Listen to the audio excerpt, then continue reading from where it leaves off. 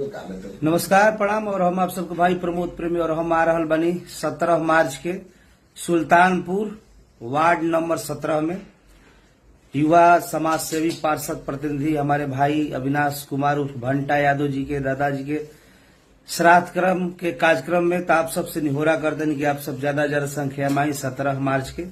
अब भाई के बहुत सारा प्यार आशीर्वाद है। महादेव।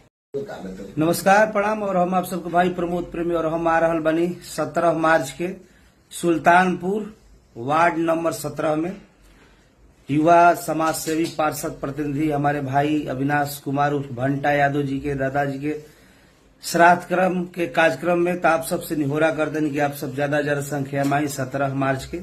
अब भाई के बहुत सारा प्यार आशीर्वाद है। महादेव।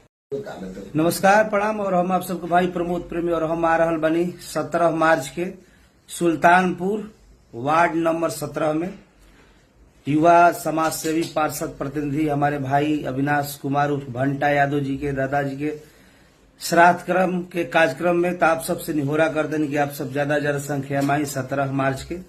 अब भाई के बहुत सारा प्यार आशीर्वाद है। महादेव।